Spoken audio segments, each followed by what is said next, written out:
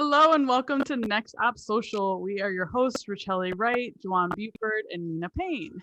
We believe entrepreneurship is empowerment, and we are committed to the development and progress of entrepreneurs, providing you with the information you need to build thriving businesses.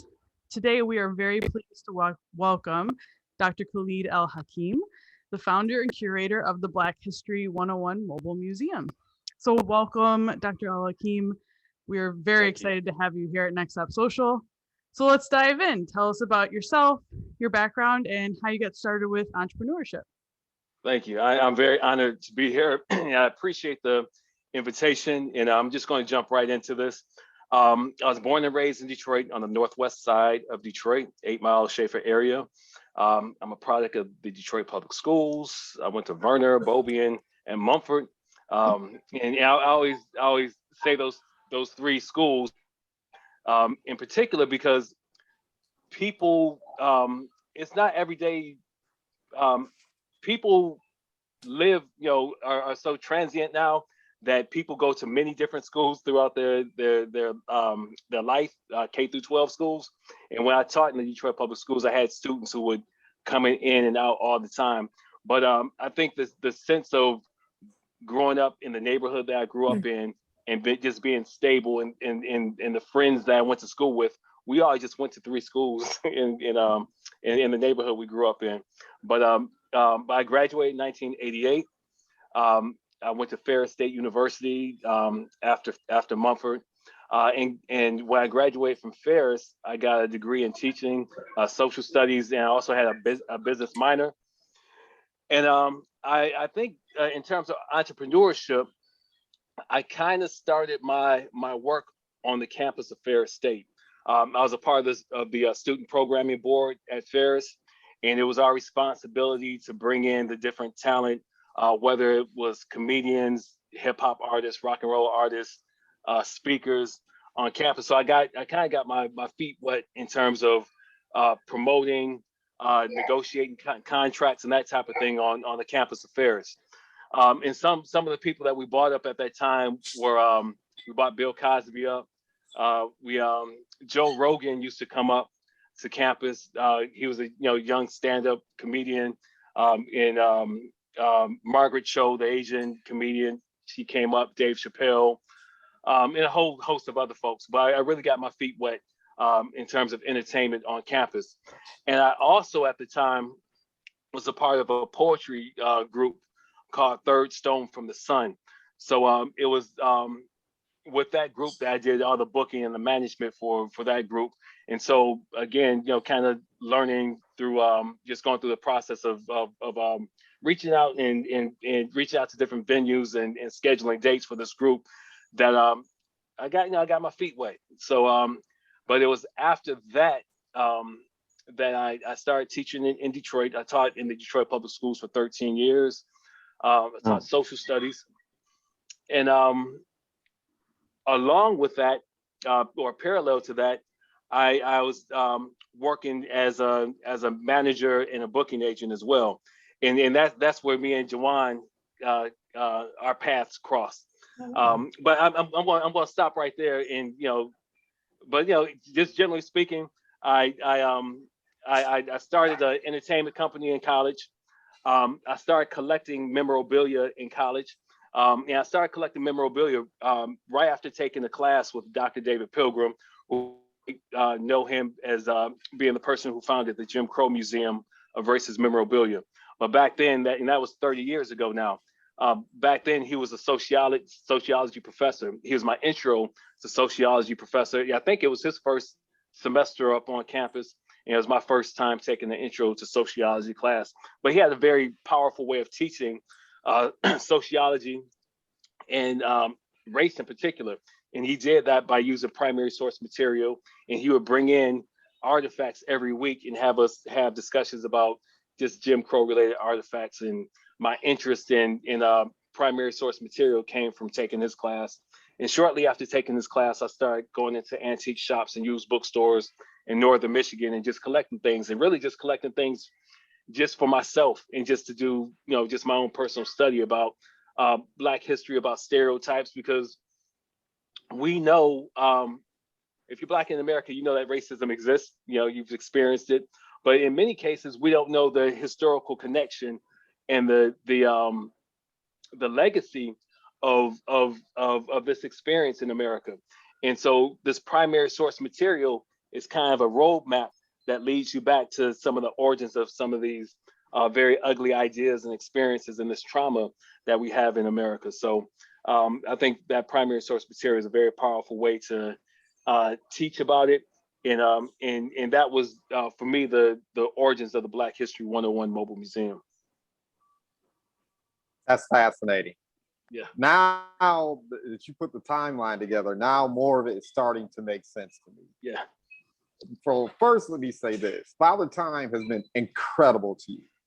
Because when I met you, I had no idea you already had that background in history. Oh my goodness, man. Yeah. What is it? The water? What is it? Come on, man. It's hip hop. It's hip hop. We come from a generation, and I think, well, maybe not all, if most of us, we come from the same generation. So yeah, I mean, we've been blessed for sure. But so do you remember when we met then, right? Oh yeah, I remember everything. Like okay. I have a couple questions, right? So 1988, that's 6 years after the Black Action movements had transpired. Mm-hmm.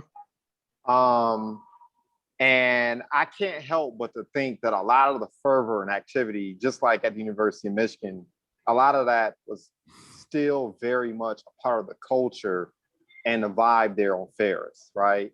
And so I'm thinking about that while I'm listening to you, but what I'm also thinking about is part of the reason why I was so interested in what you were doing is because I kind of played that role when you were camp.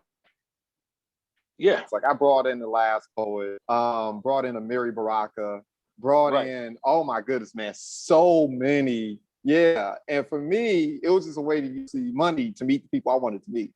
Right. Exactly. And sharing with people on campus. Yeah. Right. So, but what was fascinating me when I saw you was I just did it. I never thought about it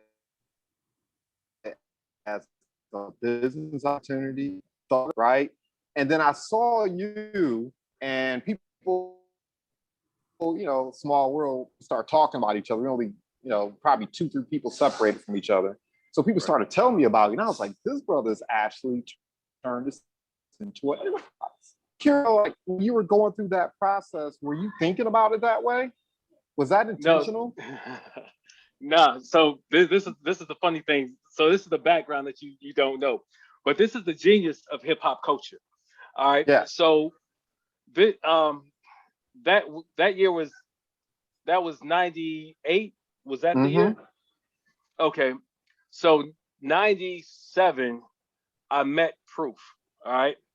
So I remember specifically meeting him in the Mediterranean Cafe in Greektown. I don't know if you all familiar with that, but the Mediterranean Cafe was a 24-hour restaurant that a lot of hip hop artists and just creative people used to go, especially after St. Andrews on Fridays and Saturday nights. People would go over there. So one night I'm in there and I'm promoting a show that I was bringing the last poets to town, to Alvin's. And so I had flyers, I was passing flyers out. And this was a real interesting time too, in terms of entrepreneurship, because, this is prior to social media. So this is back when you had all of these promoters who are out hand to hand flyers. I mean, we're putting flyers on cars, passing flyers out hand to hand. This is an era of time that I meet like Drake Pfeiffer and, other folks who are, doing this type of work. Eric Perry and, just a whole bunch of different people. But anyway, Proof was there. And I knew Proof from the hip hop shop, but we didn't have a relationship. But, I would see him, when I came home from, on the weekends and go over to the hip hop shop or whatever, because I had a friend who worked at the hip hop shop.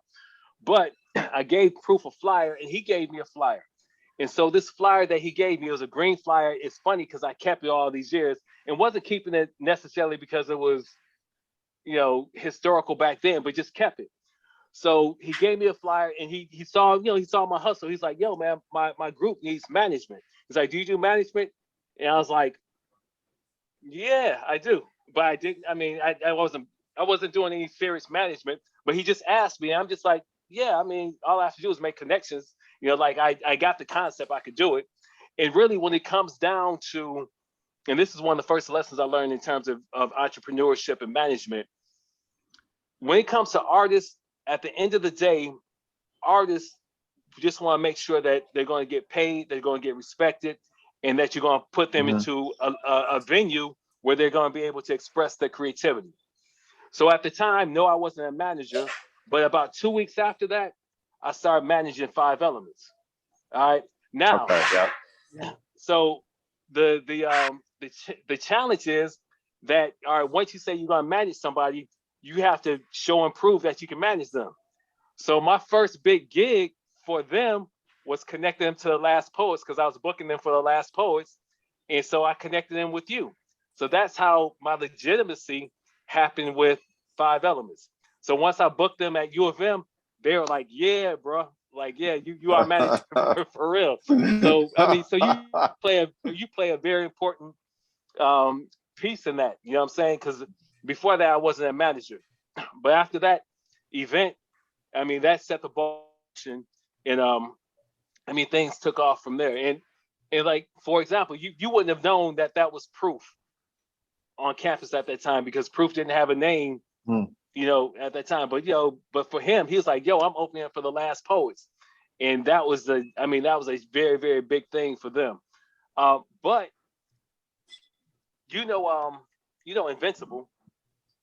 Invincible, the hip hop artist. Mm-hmm. Do you know she was at that event that day? Wow. At U of M. She was 17. or I'm sorry, they were 17 at the time. Yeah. And so pardon me? She was she then, right? She then, yeah. But 17 at the time. And they had a cipher going on. And Invincible killed the cipher, right? And Umar was like, back then she's gonna be dope, you know what I'm saying? And he was real impressed with Invincible.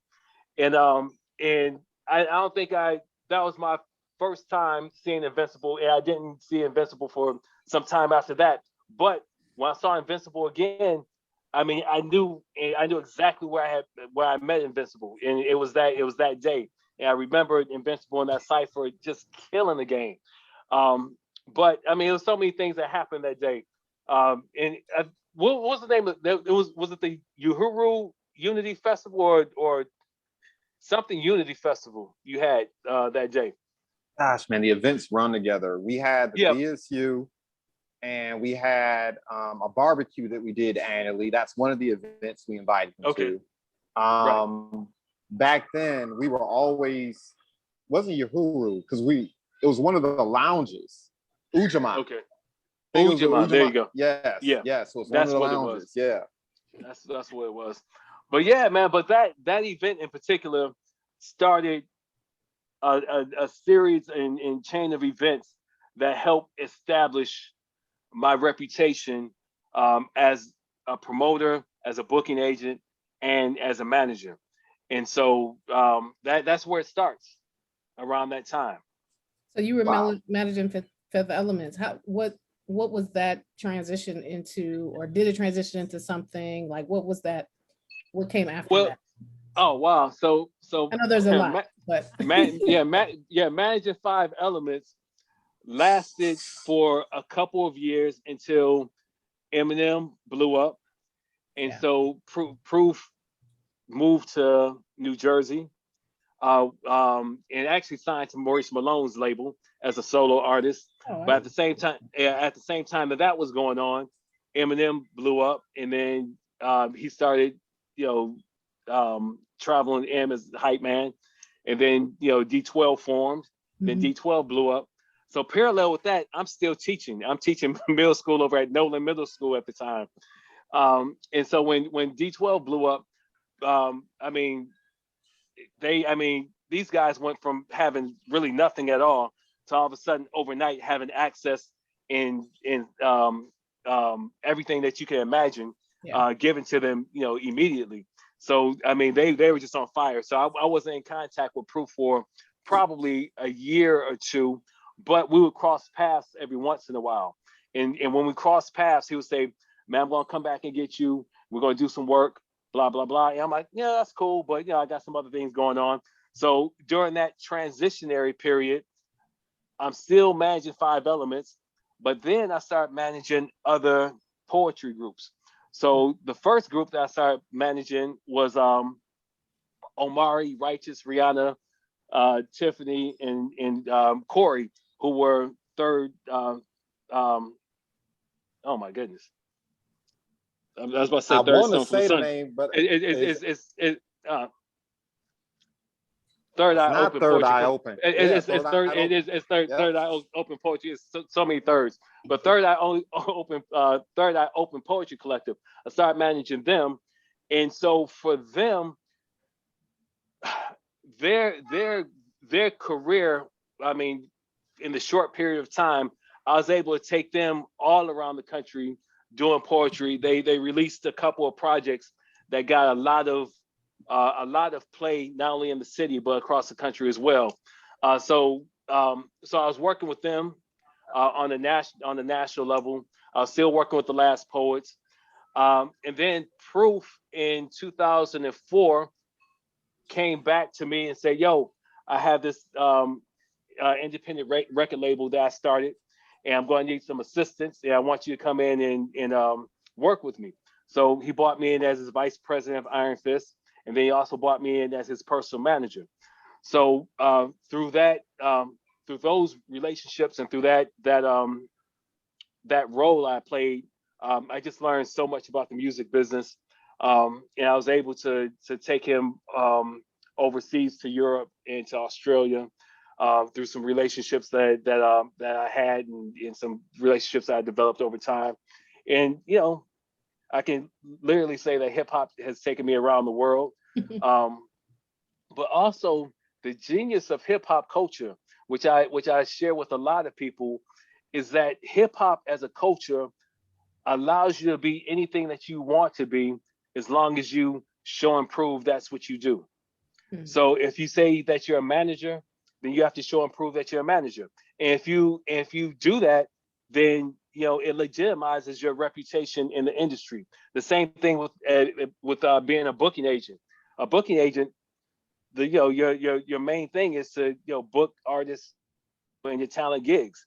And as long as you do that, you're a booking agent. At the point that you stop doing it, then you're useless, right? And the same thing as a promoter. But not only that, but when you think of all the different type of careers that come out of hip hop culture, whether or not it's photography, like with Piper, or whether or not it's a journalist. You think of the career of Kari Turner as a journalist, Jessica Care Moore. You wouldn't necessarily consider her a journalist, but she's done a lot of journalism when you look at her career, right? But through a hip hop lens, it's given so many people all of these different avenues to do this different type of work, and I was lucky enough to be around to observe how different talent and creatives in Detroit launched their careers in the music industry, doing different types of things. So I remember the first time I was exposed to the museum, you were at the Union on campus. Yeah. Yep. And I remember walking around there, and I remember thinking to myself, does this brother know how big this is? Like how huge this is? I'm looking at those artifacts. I'm like, oh my God, where did he get this stuff? Right. Yeah. And of course you just mentioned Northern Michigan. So I know you visited Ottawa. Which, oh my gosh, it's still so many artifacts out there, even to this day. But I remember thinking, this is like incredible, right? Because where else was I going to find this content? Where else was I going to find this backstory? I mean, yeah, we have the Charles Wright. I love it. Put that out there. and a lot of other places where you can find this information and artifacts, and people are passionate about the history. But like, I like the word you utilize for some strange reason, was the first time I can recall hearing about source material, right? Yeah. And that's what made it so unique, that it was so accessible. And I was like, this is going to be fire. Like, this is going to take this brother places. Yeah. I mean, did you have a vision for it in terms of what it's allowed you to do in terms of the impact and how this museum has lit a fire for so many other individuals and taking around the world as well? Did you already see that for yourself? You know what? Honestly, I did not see it for myself. When I started to do public exhibits, it was very, very small. So and it started really right after the Million Man March in 1995. And so when I came back from the Million Man March, I connected with Minister Malik Shabazz in Detroit. And every week he would bring in different scholars from around the country.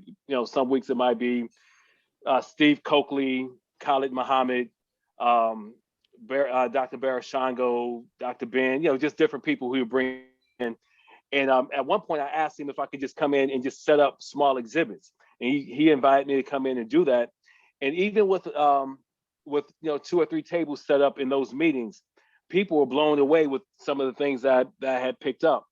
And so it was at that point in 95, 96, where after doing a few of those meetings and people started to invite me to churches and some other community type of events, it kind of grew from there.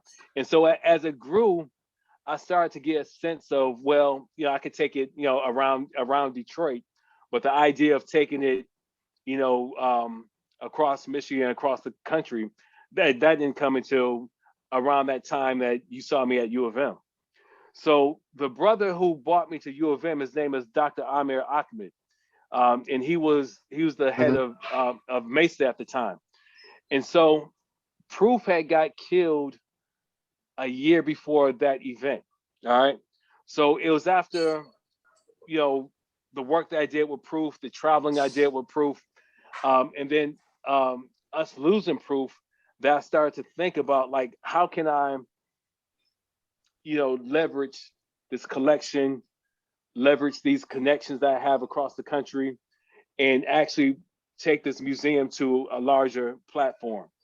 And so that U of M event that you came to, that was my first time ever having that in a college space. And so that art lounge was a beautiful space to have the museum in.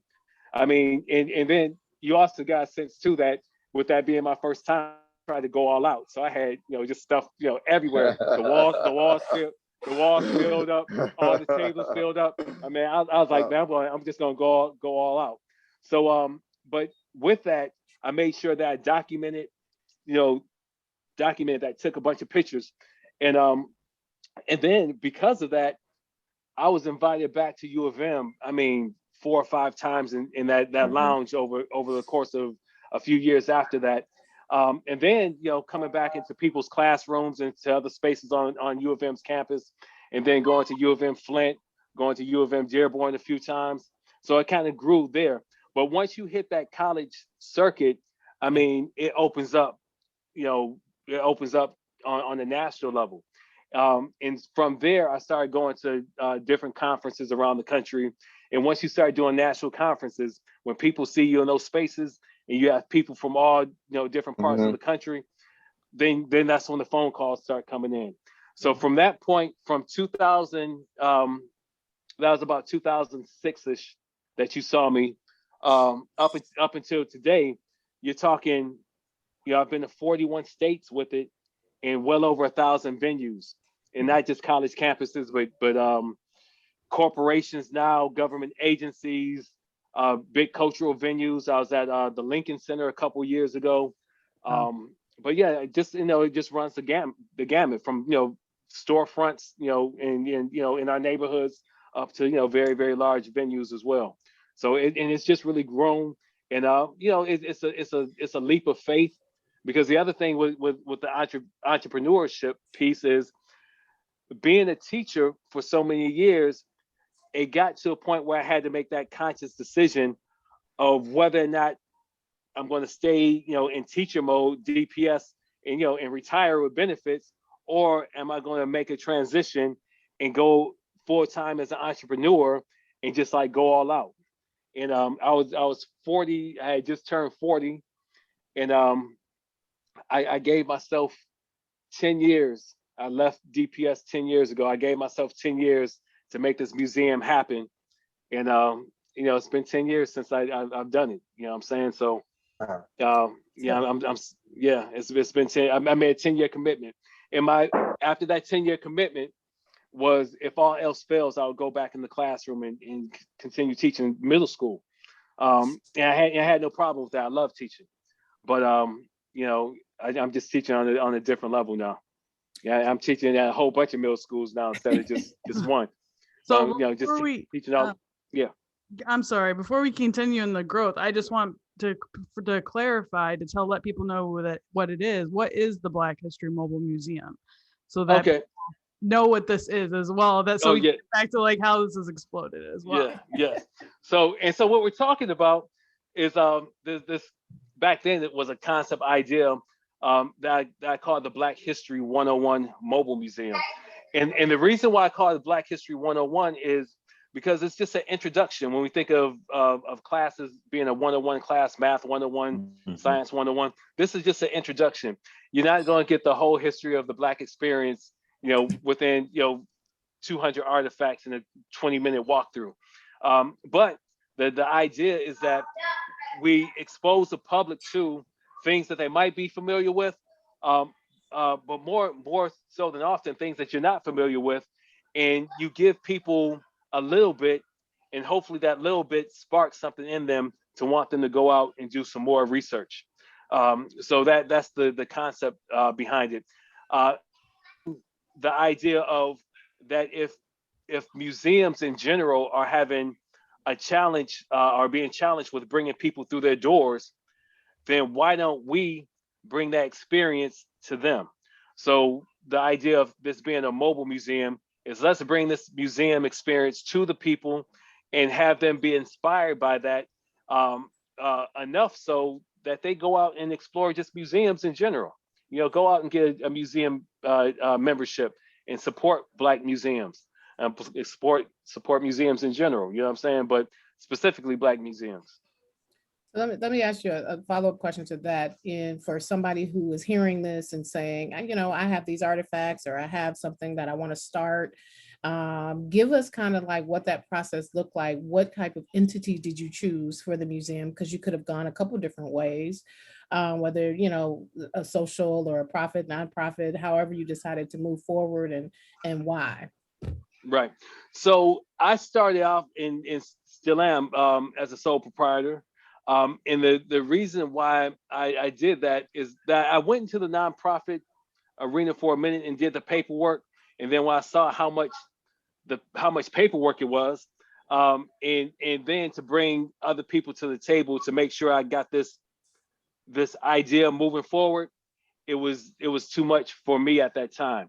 So my thing was, and this is a hip hop thing, my idea was that if I focus in on this museum as I would an artist, then I'm going to promote this museum as I would promote an artist I was working with. So the branding and the idea of putting this artist out into the marketplace, that's what I did with the museum. So it gave me a lot more flexibility and control over the way I moved with the museum. So for me, the idea of having institutions write grants to bring me out is a lot easier for me to write a grant and bring myself out, if that makes sense. That's interesting. Interesting. Yeah. So I wouldn't suggest that for everyone, but that just happens to be how I did it and how it worked out for me. And again, if I didn't have my background in hip hop, I probably wouldn't have did it this way. Okay. Yeah. Because I think it's great because there's so many different ways that you can exist. right? Yeah. And you chose a path that's right for you. And I think anybody who's developing a business or an idea, you have to figure out that lane that's going to be right for you. Not everything works for everyone. You know, everybody Exactly. wants to go out and get their Series A and raise money for startups and all that sort of thing. You know Right. what I mean? And they get caught in all Right. of these, you know, kind of holes, if you will. And so Right. it's exciting to know that the way that you did it, it still turned out, you know, successful. You know what I'm saying? You didn't have Yeah. to follow the same road that everyone else followed when it came to the term museum, and I have to do it this way. You don't have to. Exactly. And again, that is, I attribute that to the genius of hip hop culture that gives us the space to tear down walls and expectations that people have. I mean, to when you call yourself a museum, there's a certain connotation in the museum world that I have to be a certain type of way. Yes. But I disrupted all of that. And my measurement of success in terms of hip hop, and how what that means to me, anytime that I have legitimate museums reaching out to me and inviting me into their spaces, whether or not it's the Smithsonian who has reached out to me, or other museums, and at the point that they're referring to me as, Dr. El-Hakim of the Black History 101 Mobile Museum, that's enough legitimacy for me right there. So as long as you call me a museum, that's what I am. But hip hop gives us the space to do that. And again, going back to the idea of, as long as we're showing and proving that's what we are, and getting the credentials. I mean, I wasn't thinking about credentials early on, but going back to school, and getting the graduate degrees, that stuff makes a big difference as well. But even prior to that, I was going into museum spaces and people giving me respect of the work and the contribution I had made. Yeah, I've only known you to utter your name with the word respect. You have tons and tons of respect here in the city and all around the nation when it comes to what you've been able to accomplish in an area that nobody's been able to do before. There are others, right, who've attempted to have these pods of things happening, but I think you've been able to make strides in a whole lot of different areas that people, that you're a role model for. And so just congratulations. Absolutely. Thank you. And it's been a blessing. And the humbling thing for me is to know, once I started doing the work,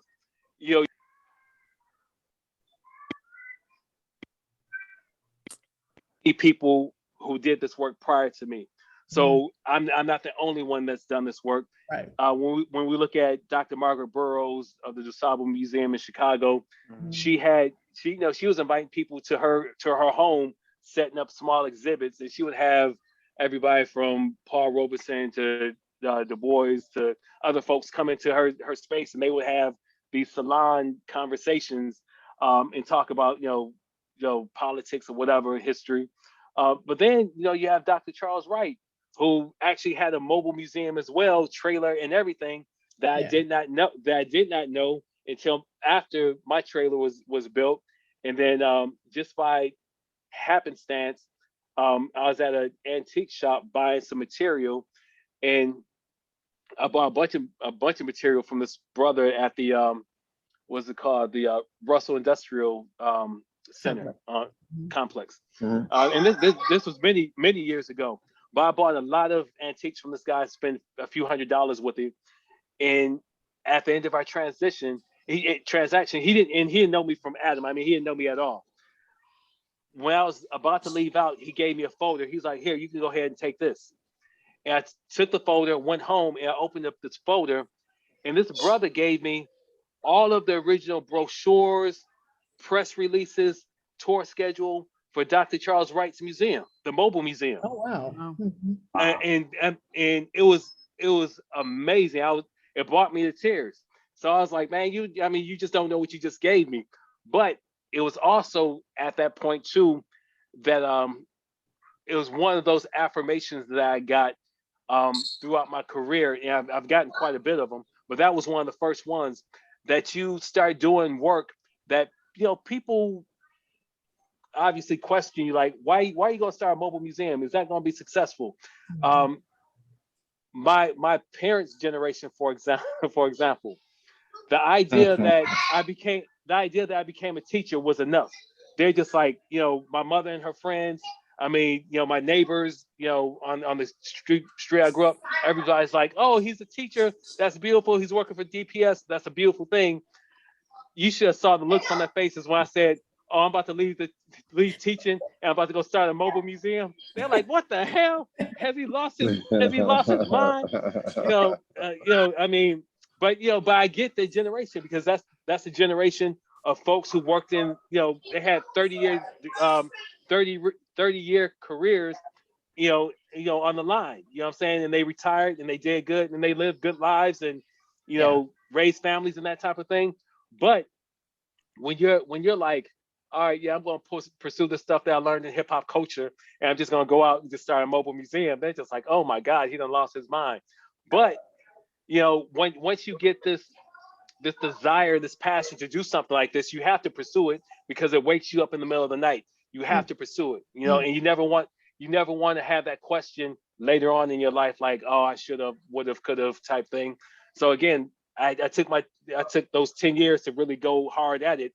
But coming back to that idea of being affirmed by that artifact, I mean, that was amazing for me to, because you get a sense of that was just for you. That was not for anyone else, but for you to be affirmed that you're on the right track, that you were born to do this work. So go out and make it happen. You know what I'm saying? If I didn't know then that there was a God, I know now. You know what I'm saying? Like, you get those type of affirmations. you know what I'm saying? So along those lines, though, what are some of the doors that were slammed in your face, or like what was like, out of all the different difficulties you've had, like what are some of the things that have happened that you just thought, this is not going to be the road for me? I think the biggest challenge, unfortunately, well, it's been a couple. You would think that after traveling 41 states and over 1,000 institutions, that I could name a list of HBCUs I've been to. Really? I've been to one. And that's been a huge disappointment, because it's not because I haven't reached out. Okay. So that's been interesting. Also, some of the larger Black institutions that you would expect that would have seen the work that I do and would have said, all right, well, let's give this brother some support. That hasn't happened. It didn't happen early on. It's starting to happen now. And so I'm starting to get some recognition now. And I guess if this is public now, I can let this be public. The Sala organization that Carter G. Woodson started 106 years ago, the national conference, they're honoring me this year with an award. So that I mean, having an honor like that makes everything for me worth it. You know what I'm saying? So for those folks who doubted the work over the years, or closed doors, over the years. And I'm not going to name names, but well, I can't say this honestly. Living in Detroit, and if you ask the artists that made incredible contributions to world music, and to culture, who are Detroiters, they can tell you the institutions, whether or not it's radio stations, whether or not it's cultural institutions, that did not honor them until they left and made waves other places, that they came back and then they're getting respect. So I'm getting a sense of that with my own trajectory now. So yeah. So there are three things that I'm thinking about, right? Mm-hmm. Just the technician in me starts operating. You acquire an artifact, you purchase it. Mm-hmm. It's now part of the museum. Like, for individuals who have artifacts, or for individuals who are in the business, what does that process look like, right? because now you're dealing with intellectual property, right? Mhm. So that I was thinking about that, but you hit something, the nail on the head too. Like for me, I remember having conversations with you about the museum and some of the artifacts you had acquired. And I remember thinking to myself, man, we sell our culture so cheap. Yes. Like we have which is good for you now. But back then, I remember thinking that, like, how in the world is it?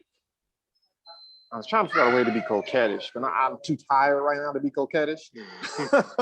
But I'm like, how in the world is it that I feel like oftentimes we are the only people who will throw away our own gems, who will throw away our own history, who will throw away some of the things that just matter most. Like I remember going to Ottawa, and I remember visiting other museums or other cultural hotspots, and I remember putting my hands on items. And I just had such a reverence and respect. Sammy was here, Robeson was here, W. Du Bois was here. You know what I'm saying? Like, this is hot. We go on and on and on. Baldwin walked the street. He sat here. Like, to me, these are like historical milestones in our history. I mean, quite frankly, akin to the historical milestones that we're taught to revere here, right? Memorial Day and Independence Day, and of course, Paul Revere's galloping over, in the country. I mean, those are those things for us, our history and culture. And to me, it's mind-boggling. Number one, like I said, we give away our stuff and don't understand the value of it. I don't think the brother, that was his issue, but I think you know where I'm going with this. And then the fact that, trying to, like I said, be coquettish, to me, it's just shocking to hear that one HBCU is like, are you kidding me? And I'll just let that lay before I say anything else, because, I know. But what does that process look like? So you're acquiring artifacts, you're including them in a museum. Like, what does that look like? So for me, I think I'm a collector before anything else. Like that process for me is a very intimate and very much a therapeutic experience for me. Like I will go into an antique shop and spend hours in an antique shop just digging through things, not knowing that I'm going to ever find anything, but just the process. And I guess I can equate it to a hip hop DJ that will go into a record shop and just go through, and listen to records and wherever, try and find that right thing that fits with their aesthetic. And so that's what I do in antique shops is I'll dig until I find something that speaks to me. And then I add that to the collection. And then when it comes to curating things, when I'm out in public, I want to design experiences that draw on people's heartstrings, whether or not it's something that might be ugly and very, very emotional, but it also could be something that's very just nostalgic in a very positive way that just brings you back to listening to Mojo back in the 80s. You know what I'm saying? You might see a Midnight Funk Association card or something like that. You know what I'm saying? Just anything. But the idea again is to prick people's intelligence and to the point that they want to research more or have conversations as you go through. And because you've been through it, Juwan, you understand that as you walk through, if you're with other people, these artifacts are going to bring out of you your lived experiences and memories. And just having conversations with people in that space brings about a healing as well. You know what I'm saying? Because we've all have had traumatic experiences, but if you can walk through a museum like this and have an opportunity to share and reflect upon these experiences, it becomes a healing. That's good. I love it. Nina touched on this earlier in terms of doors being slammed or what have you. And obviously you've had to transcend a lot. For individuals who have an interest in the industry an interest in the work that you're doing, and an interest in being a conduit for the culture, as opposed to, gosh, a salesperson of it, right? What are some of the lessons you'd impart? Like, what are some of the mistakes that you see individuals making when they are trying to take their passion and find a way to make a difference while making a living while doing it? Like, Yeah. what are the mistakes that people are making? Yeah, that's one of the hardest things to do. But what I would say is, for one, when it comes to business, you have to be a person of your word. So again, going back to my experience in hip hop, in the industry, the only thing that you have in the industry and business, period, is your word. If if you can't deliver on what you say, on a consistent basis, then your reputation is done. Yes. And I've made mistakes with folks early on, and you have good intentions, and you have big ideas, and you want to make things happen, but sometimes you miss the target. You know what I'm saying? And that's a part of business. You know what I'm saying? You fail over and over and over in business. The key is, don't ever give up. Stay with your passion and move forward. But at the same time, the industry has no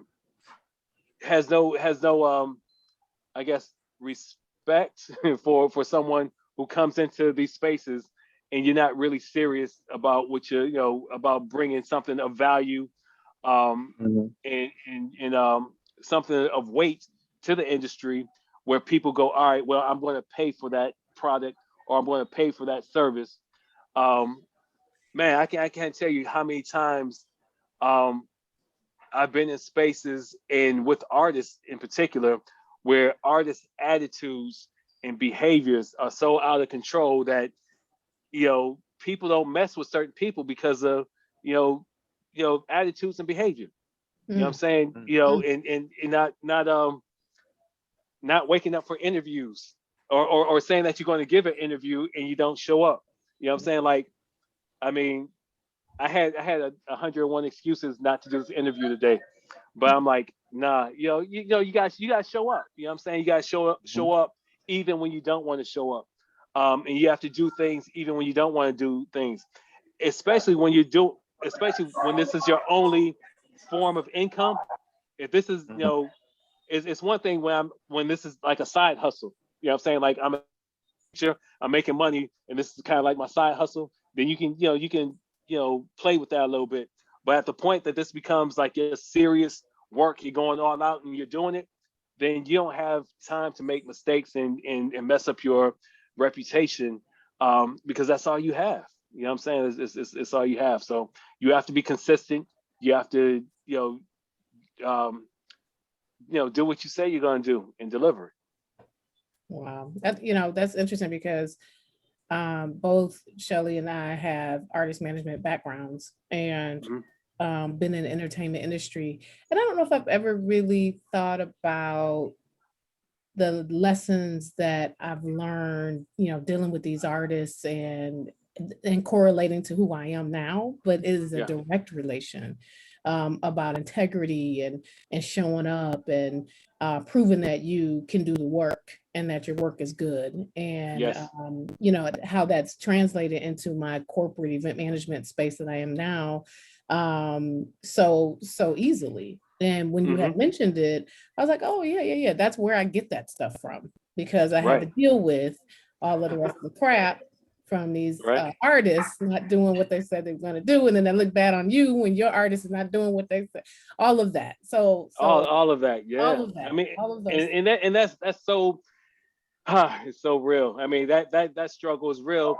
And you see so many artists that have so much talent. I mean, I know so many artists that have talent, but I also know some artists that were just about there in terms of their art, but because they were people of integrity and there are people who were good-hearted people, And ended up doing well in the industry, and their talent and their talent ended up catching up with their integrity, if that makes sense. Yeah. You know what I'm saying? We see that all the time. We see it all the time. You know, we're like, how did that person they can't. And then because when you look at them, they can out hustle anybody. They're going to show up early. They're going to stay late. They'll sweep the floor if they need to. Like, they have all of those things that require that, you know, we're looking for if we're talking about putting money into this person, right? Because we need them to be able to do all those things. So yeah, absolutely. Exactly. And those same things, you know, translate into, you know, just business in general. You know, so when I think about business and where I'm at right now and like hustle and just grind, when I think about Proof's work ethic, that brother had a work ethic beyond anything I've ever seen in my life. And he was able to go into so many different circles, whether or not it was, you know, streets to the corporate level, and people loved that brother wherever he went. And so one thing that stands out to me in terms of what I learned from him is this. He used to get on, now, back then it wasn't Facebook, it was MySpace. So imagine having fans from all over the world hitting you up constantly. Yeah. He would take time out of every day, and it might be 2 or 3 hours. He would respond to every last MySpace message that was sent to him. Wow. Imagine that. As popular as he was and how demanding, you know, his life was on him, he would respond to every MySpace message, and he knew the power and impact of what his celebrity meant to other people. Wow. And so you would get that in a sense of MySpace, but you would get that also in the sense of him just, you know, in his everyday activity with people around him. So, for example, when I was teaching at NOLA Middle School, he was at, I think, the American Music Awards the night before. And this brother flew all night, came back to Detroit, came right into my classroom the next day to meet my students. And he was a character as well. So this dude, he comes into my classroom before my students gets there. He gets under my desk and he sits under my desk until students come in, and all the students come in. And then, you know, I'm at the desk, you know, doing attendance. This brother gets from under my desk and surprises my students. But that's the type of guy he was. But again, that speaks to integrity. It speaks to, you know, work ethic. It speaks to commitment and passion, and also understanding your platform, like, in your responsibility. Once you gain a certain level of, you know, a certain platform, your responsibility to give back. Yes. And so I learned that from him, and, you know, some other artists that I've worked with over the years. So we're gonna be mindful of time. We're getting towards the end. Okay. In an hour already? It's been over an hour. It's flown by, and I have a feeling we could go hours. There's so much to talk about, but we usually end with a few questions that we give all of our guests, and we will pose them to you as well. So the first one is, what would you consider your superpower to be? My superpower, I think, is networking and making connections between people, whether or not it's booking, or whether or not it's seeing the talent and resources in other people and bringing people together. I've done that, you know, so many times over my career that people respect me for that. Perfect. You shared a lot of very important lessons with us, and we need to go back and watch them and digest them all again. But if there is one more very important lesson that you'd like to leave our listening audience with regarding entrepreneurship, what would that be? Whatever business that you decide to go into, learn everything about that business.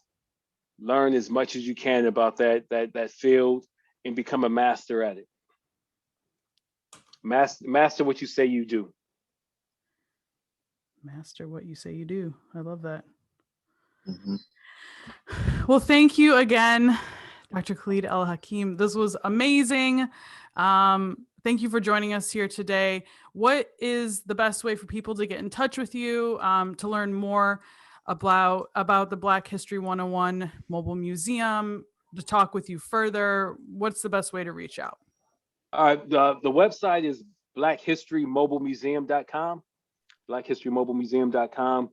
The email address is b as in boy history 101 at Yahoo, bhistory101@yahoo.com, or they can reach me directly at 313-645-4197. Perfect. Thank you so much. We're going to make sure we have those contact opportunities here in the show notes so that you can connect further. We'll be continuing this conversation inside our Next Stop Social After Show group on Facebook, and we invite everyone who's listening and watching to go join us there. And you can go to our description as well, or head to Facebook, go to our Next Stop Social page, click community, and we'll be happy to have you inside. Don't forget to hit that subscribe button here on YouTube, or visit our website at nextstoppsocial.com to learn more about everything we do. We look forward to helping you achieve a life of satisfaction and success. Thank you again so much for joining us. This was amazing. Thank you so much. It's always Thank you.